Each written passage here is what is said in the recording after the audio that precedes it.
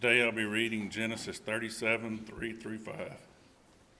Now Israel loved Joseph more than any other of his sons, because he was the son of his old age, and he made him a robe of many colors. But when his brothers saw that their father loved him more than all his brothers, they hated him and could not speak peacefully to him. Now Joseph had a dream, and when he told it to his brothers, they hated him even more.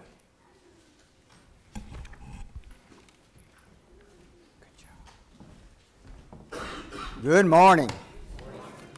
Joseph. Our Liberty Land classes, which are the kindergarten through the 5th grade, have been studying about Joseph all month long. And as we try to do at the end of the month, we try to speak to a lesson that would complement them. And they have been studying about Joseph. So let us study just a little bit about Joseph. Joseph is one of my favorite characters. It's one of my favorite stories in the entire Bible. And we can learn a lot from Joseph. If you look at all the characters of the Bible, Joseph and Daniel and Jesus are three characters that really there's not a whole lot of bad stuff to say about them. You know, Abraham had his bad, David had his bad stuff that the Bible revealed about him. But those men, they are just good, solid characters. And we can learn a lot from Joseph. You remember that Joseph's daddy is Jacob. Jacob had 4 wives, and one of those wives is Rachel. Rachel couldn't have any children for a long, long time. All of the other wives had children. Their children were growing up, getting married, and then here comes Rachel finally, the one that Jacob loved the most. She had a baby. Oh, that baby was precious to Jacob. His name was Joseph, and Joseph was his favorite child of all of the children that he had, of all the other women. And the brothers knew that. Jacob made Joseph, as the story goes, a coat of many colors. All sorts of stories about the coat of many colors. And we could talk about what that means. All sorts of things it could have meant, why he gave him that coat. But one thing we know it did was indicate to all the other brothers that Joseph was Jacob's favorite son, and they hated him for it. Now, when Joseph was 17 years old, he started having dreams. Now, his brothers already hated him because Joseph would find out that his brothers were doing some things that weren't very full of integrity. They would maybe do something with a sheep, or they would do something with their time that Jacob, their daddy, wouldn't be happy with. So Joseph would run and tell on them. Now, a lot of people say, well, Joseph's just a tattletale, and he's a spoiled, bright kid. No, Joseph probably had a lot of concern about his daddy, and he had a lot of concern about his daddy's welfare. And if these boys were doing some things that were not right, then Joseph wanted that to be brought attention. If you see something, say something. And so he went to his daddy and said, these boys are doing some things that are not going to be good for the family business. Well, when they would get corrected, of course, they knew that Joseph told on them, and they hated him yet the more. And they really hated him when he was 17 having these dreams. And these dreams indicated that the brothers would one day bow down to Joseph. He even had a dream where the sun and the moon bowed down, and Jacob said, hey, that's me. You're saying that I'm going to bow down to you? I'm your daddy. You're saying that one day I'm going to bow down to you? So I'm not saying nothing. I'm just telling you my dreams. But Joseph knew those dreams meant something. One day, Jacob sent Joseph out to check on the boys, and he went and he found them. And when the boys saw him coming a long way off, and they hated him, they couldn't stand him. He was the daddy's favorite boy, and he told on him when they did some bad things, and they just couldn't even speak to him in a nice way. So they decided to do him harm. They decided they're going to kill him. We're out here in the middle of nowhere keeping these sheep. He's coming to check on them. Daddy will never know what we did. We'll just kill that boy. Well, as they got closer and closer and closer, Reuben, the oldest boy, said, let's not kill him. You know, that would just go too far. He had in his heart that he would come back and rest. Let's throw him in a well or a pit somewhere, a dry well, out in the middle of the desert. And then something will happen to him, but we won't kill him. But Reuben had in his mind, the oldest boy, I'll come back later and I'll get him out of that pit and I'll take him back home to daddy and everything will be okay. Well, Reuben was not present at some point when they had thrown the boy into the... And just imagine, when they threw the boy into the dry pit, they sat down, the Bible says, to eat. Can you imagine? Your brother, half-brother as it were, but your brother, you threw him into a dry well, a pit, and he's screaming to the top of his lungs, brothers, brothers, let me out, don't do this. And they're sitting just a few yards away eating a meal. Their heart is so hard that it doesn't even bother him. His cries doesn't even resonate into their spirit. So Reuben is doing whatever he's doing when Judah looks up and says, you know what? We should make a little money on this boy. There's a group of Midianites. They're going to take some goods down into Egypt and sell them. They buy and sell. That's their business. And so why can't we sell our brother as a slave? Just sell him to him. And then they'll take him down to Egypt, trade him as a slave, no doubt, and we'll never hear from him the rest of our lives. And we'll tell Daddy that some animal got him or something.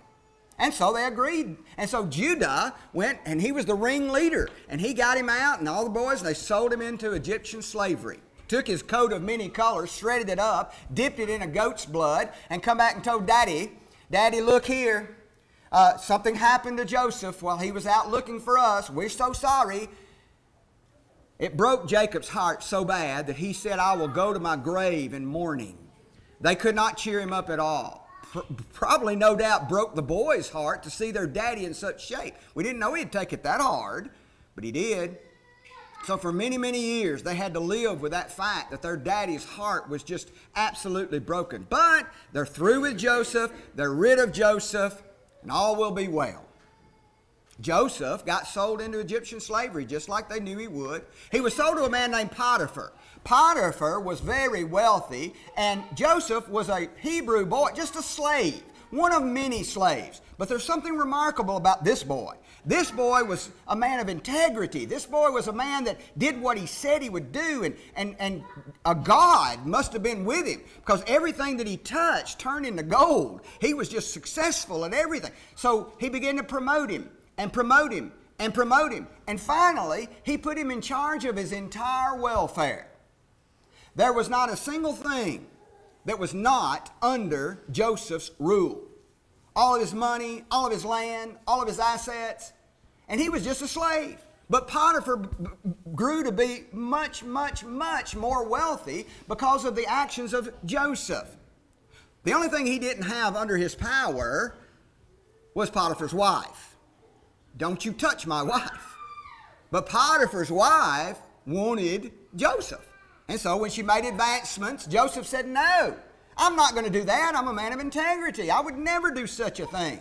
Well, you know the story. She grabbed a hold of Joseph. Joseph ran out of his clothes and ran from the house, and she had his coat.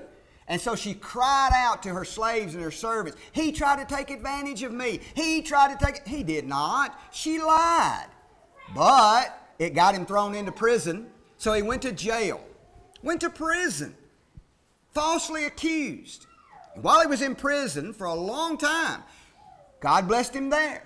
He began to be a man of it. The jailer, the person over the prison, said, I see something special in Joseph. He's not like everybody else. So they gave him some responsibilities, and he did well. And he was very, very good at what he did. And God blessed everything he did. And he started promoting him. And pretty soon, Joseph was in charge of the whole prison. This was a special prison. This was a prison that the king would put his prisoners in.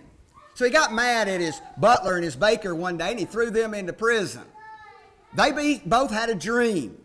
And Joseph said, I can interpret that dream for you. I can't, but God can. My God can. Well, what's the interpretation of my dream, said the baker.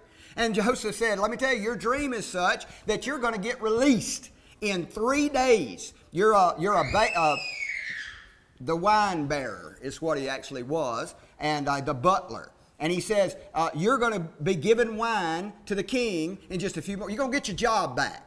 Well, the baker said, that sounds good. If that was a good dream, I had a dream too. Let me tell you my dream. And he did. And Joseph turned around to that baker and he said, you know, your dream didn't turn out so good as the butler's. In 3 days, you're not going to get your job back. You're going to be hanged. You're going to die.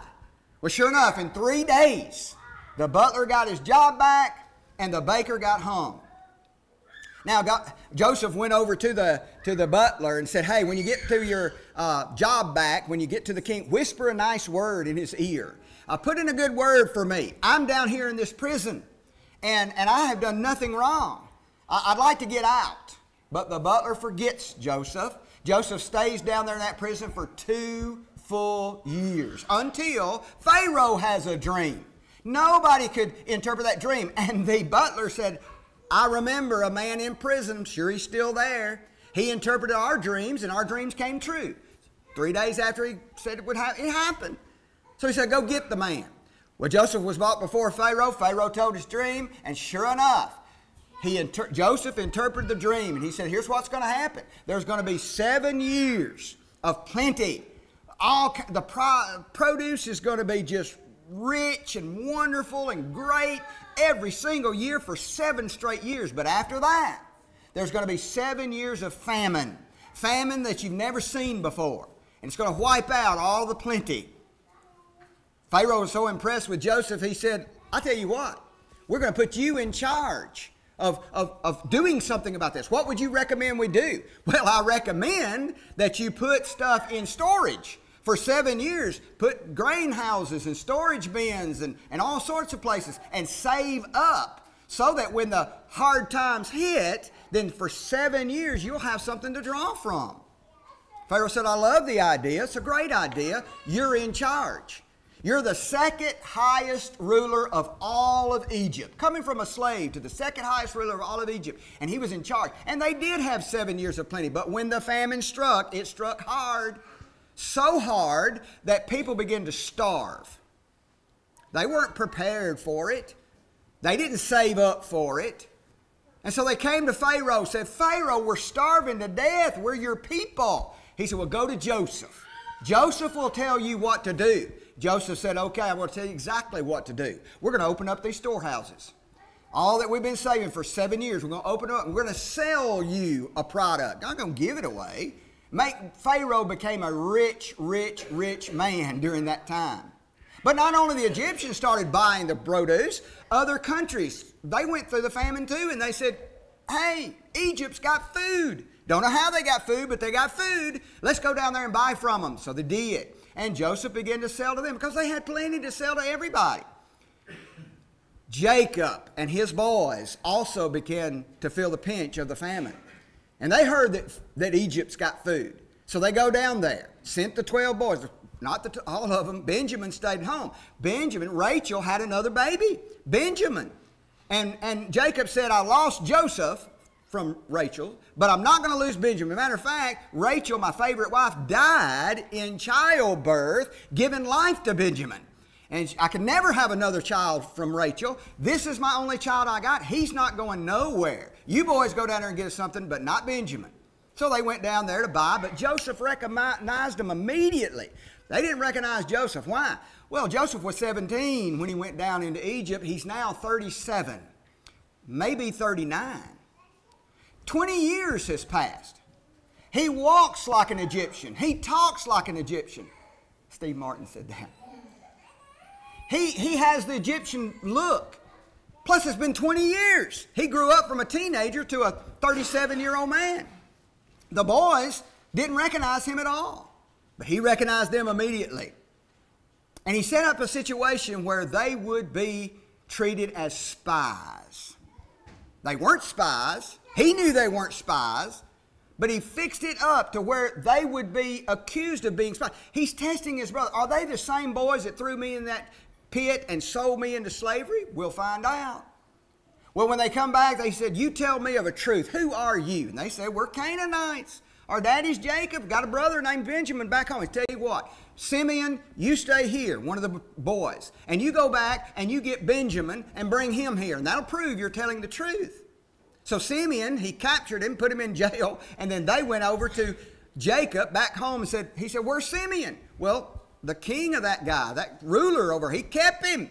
But he wants us to bring Benjamin back and he'll let Simeon go. You're not taking Benjamin back. I lost Joseph, now I've lost Simeon. I'm certainly not going to lose Benjamin. So we'll just eat what we got. Maybe the famine will break. It didn't break. It got worse and worse and worse. Finally, they began to starve, and he said, okay, don't want to send Benjamin back. But, Daddy, you got to. We're all going to starve to death. You got to send him back. Okay, not going to do it, though. I'd almost rather starve than let my boy go back. Reuben said, please, the oldest guy, I will not let anything happen to the boy. Judah stood up. The one that sold Joseph into slavery stood up and said, Daddy, if you'll let Benjamin go back with us, I'll make sure he gets back home. You can kill my children if he doesn't get back home. I will put my life for that boy. Ultimately, let Benjamin go. Judah was absolutely not going to let anything happen to Benjamin, but Joseph, when they met him again and he released Simeon and saw Benjamin, he set it up again where even worse things would happen. Not only would they be considered spies, but Benjamin would be considered a thief because they planted Joseph's personal cup into Benjamin's sack of corn. Now he said, okay, boys, I'm going to keep Benjamin. Y'all can go home. Now, this would certainly tell what kind of person. Because 20 years ago, they were willing to throw Joseph in a pit and sell him in slavery, and they go home. Well, has their heart changed at all? Because certainly they would give up Benjamin, and they would go home safely. But they didn't. They said, sir, we can't go home. Daddy would die if we don't take Benjamin back. And Judah stood up right there in front of Joseph and said, I will give my life for the boy. You send the boy home, I'll be your servant for the rest of my life. It broke Joseph's heart. Judah had changed massively. And then he revealed who he was. He said, I'm Joseph, I'm your brother. They were scared at first. What's he going to do? He could have us all killed for what we did for him 20 years ago. But he didn't. He said, no, go back home and get Daddy. Bring him to this land. We still got 5 more years of famine. Y'all will starve to death in Canaan. I'll put you in a place in the land of Goshen. I'll take care of you throughout all this time. And he did. God saw this whole picture before it even happened. God is not bound by time and space. You see these blocks? They're lined up. We can see them at an angle from an aerial view. They're lined up, right? But if you were just to have them all lined up and you're looking at the first one, you can't see the one behind it. And you can't see the third one behind it, or the fourth one, or the fifth one, or the 100. You can't see it. All Joseph could see in time and space was pain. My brothers hate me. My brothers threw me into a pit. My brothers sold me into slavery. I was a slave for 20 years. I had all sorts of pain. But I got a promise. God said that one day your brothers would bow to you. One day you will be something special. Something good is going to happen to you, Joseph. But all he could see is the pain. But here's what God saw. If you can just imagine in your mind's eye, let's stagger these blocks. Let's put a block, the second block out just a little bit, the third block out a little bit, and the fourth block out a little bit, and this is what you'll see. God's perspective of time and space, he saw Potiphar and what would happen to Joseph. He saw the prison and what would happen to Joseph. He saw Pharaoh and what would happen to Joseph. He saw the salvation of the Canaanite people and the Hebrews. In one glance, God could see everything at the same time. Joseph couldn't. Joseph can just see the one time in the one space, and that's it. He can't see beyond that. But God is not bound by time and space. When he looks at David Conley's life, all David Conley can see is here and now and whatever's happening in my circumstances. God can see beyond all of that. He can see it all. And not just, here's what's going to happen next. Here's what's going to happen next. Here's what's going to... No. God can see all of it at the same time. Now wrap that in your noodle.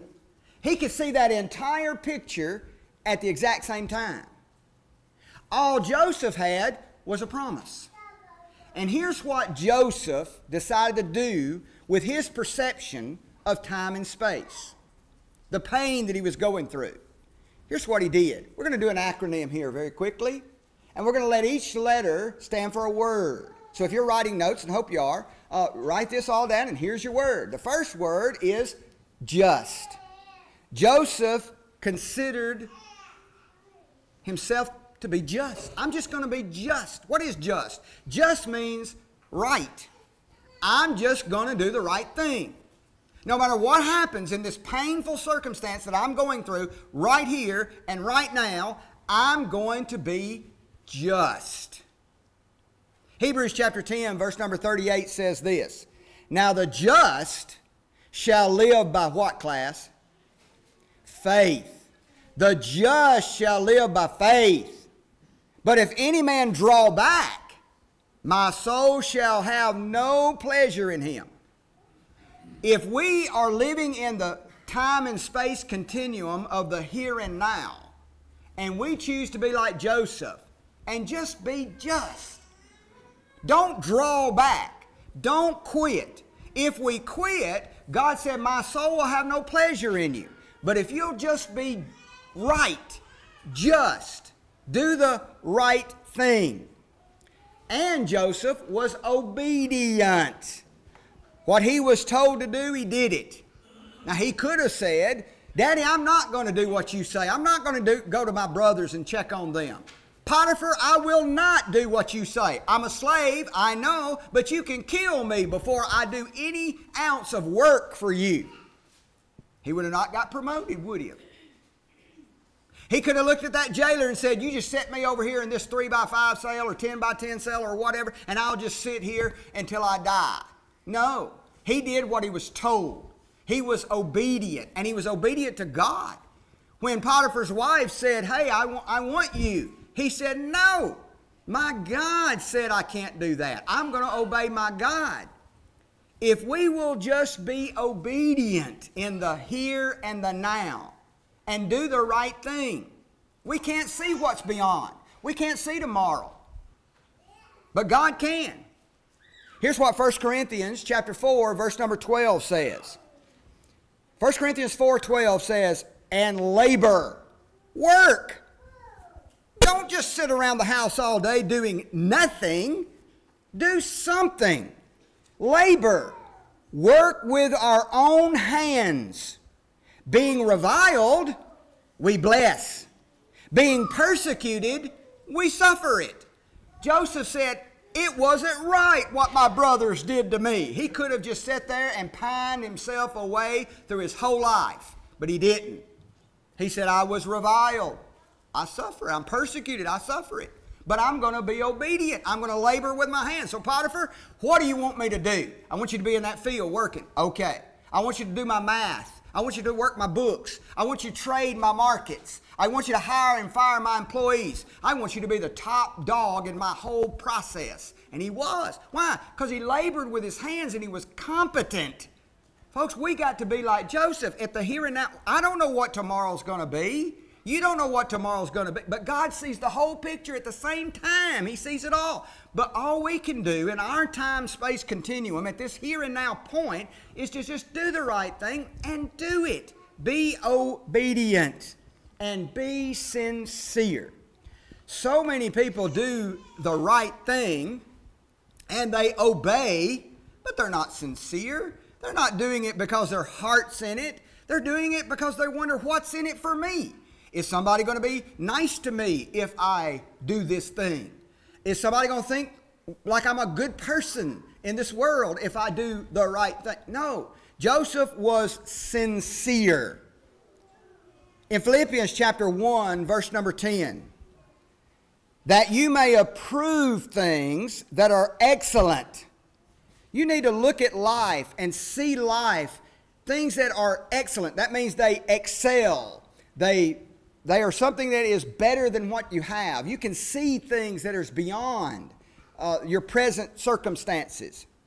That you may be sincere and without offense till the day of Christ.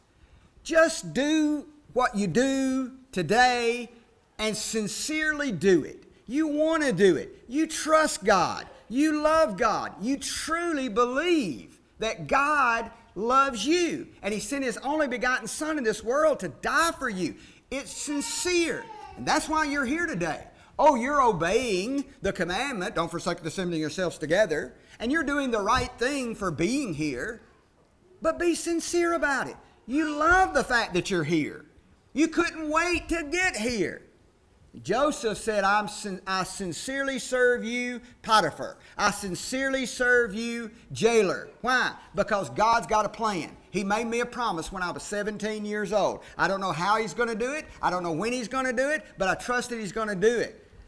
So I'm going to endure. He endured. I'm not going to quit.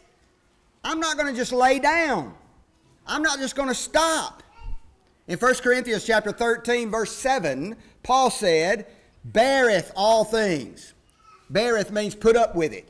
Stuff bad happens. Your time and space circumstances right now, the here and now, bad stuff happens. Bear it.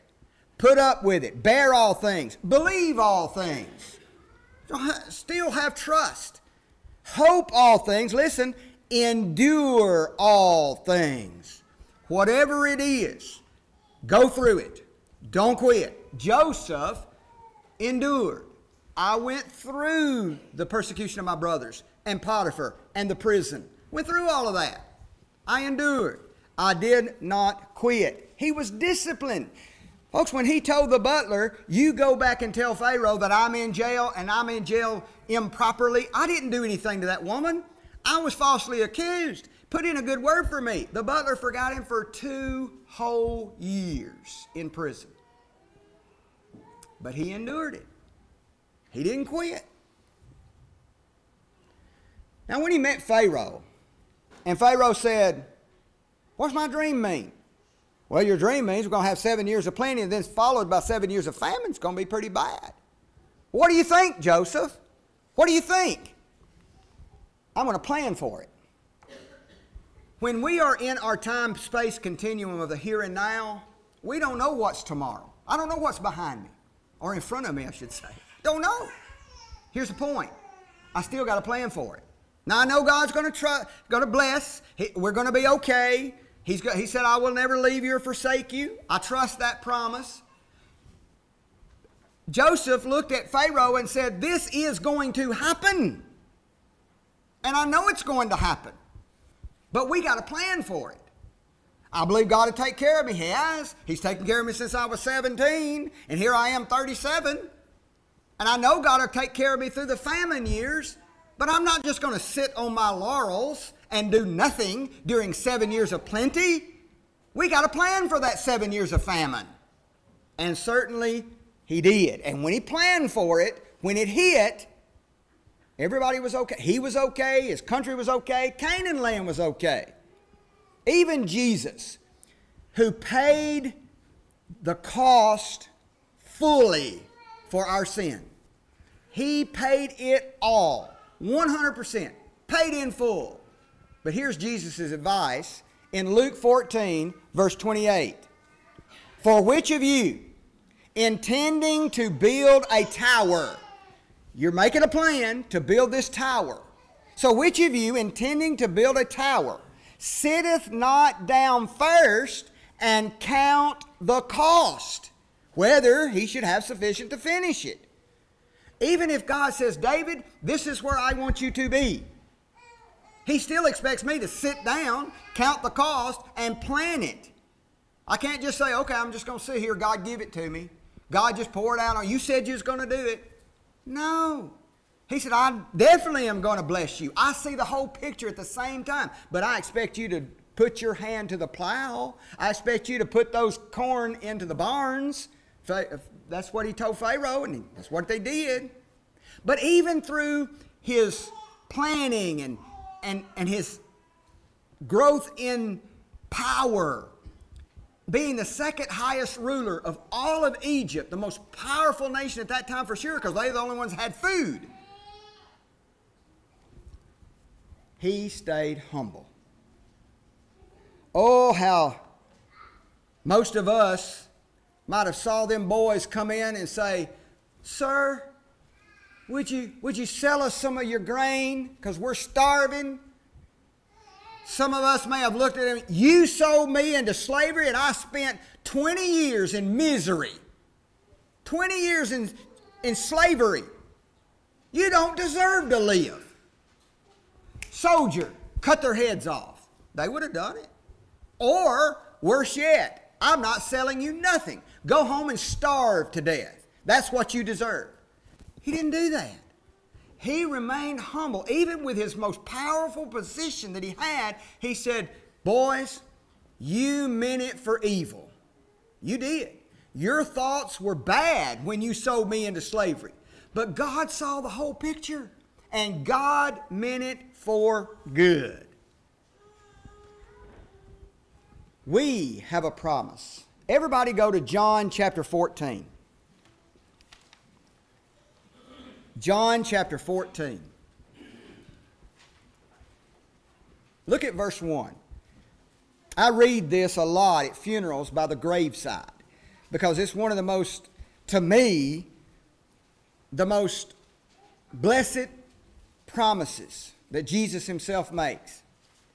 Here's what he said. "Let not your heart be troubled. You believe in God, believe also in me. In my Father's house are many mansions. If it were not so, I would have told you. I go to prepare a place for you. And if I go and prepare a place for you," listen, "I will come again and receive you to myself, that where I am, there you may be also." But when I'm looking at this time-space continuum, all I see is that first block, the here and the now. And I'm in trouble. Jesus told his apostles, who were in trouble at the time. Jesus had just told his apostles, who had been eating with him and sleeping with him and going from town to town, hurrying priests. They were his friends. And he looked at his disciples and he says to them, "I'm going to die. When we get to Jerusalem, they're going to arrest me and kill me." This broke their heart. And they felt troubled. Their heart was troubled. In that moment of time, when they were told that news, their heart was troubled. They couldn't see beyond that. But Jesus said, "I see the whole thing." You see, at the same time, not only do I see your heart troubled, don't let your heart be troubled. In my Father's house are many mansions. And I'm going to go prepare a place for you. And if I go to prepare a place for you, I will return. I see that right here, right now. And then where I am, there you may be also. Boys, your heart is broken because you see us splitting up. You see me dying and y'all staying, me going and leaving and y'all hanging out. That's what you see. That's why you see the trouble. But let me tell you something. I see the end. We're going to be together again. Where I am, there you may be also. Don't you want to be with me? Yes, Jesus, we want to be with you. We've been following you for 3 years. We love you. We don't want to be parted from you. Oh, I'm going to send a comforter. He's going to help you. But let me tell you, I'm going. But I see the whole thing at one shot. I see us separating, but I see us together at the same time. I see it all at once. You don't. You got to trust my promise. And you got to be a Joseph while we're doing that. You and I have been promised a mansion, a home in heaven with Jesus, to be with him forever and ever and ever. And he has seen that. But sometimes, when I get caught up in the moment, I feel trouble. I feel pain. I lose my confidence in God's promise that I'll go to heaven someday and be with Jesus forever. So what do I do in that moment? Do I quit? Do I become proud and say, I don't need God. I got a perfect job. I got plenty of money in the bank. I don't need God anymore. Do I look at my fellow man and say, you did me wrong, therefore you deserve to die and go to hell yourself? Do I do that? No, in that moment I need to be a Joseph. I need to be just. I need to be obedient. I need to be sincere. I need to endure. I need to plan for that mansion in heaven. That's why I go to church and I love God and I pray and trust in Him to keep His promise. And never let pride steal it away. Joseph did not let pride take it away. He stayed humble even when he was so powerful. Today, can you be humble? Can you trust in God? Can you obey God? Kerry picked this song out. It's a song I didn't know he was going to pick out, but when he picked out this song, I said, perfect, perfect, perfect. You're going to stand up and you're going to decide whether you're in Christ or outside of Christ. If you're outside of Christ and you sing this song, trust and obey, but you sit at your seat and you do nothing, that's not being a Joseph. That's letting your moment rob you of your future. Trust and obey. There's no other way. Why don't you come? While together we stand and sing.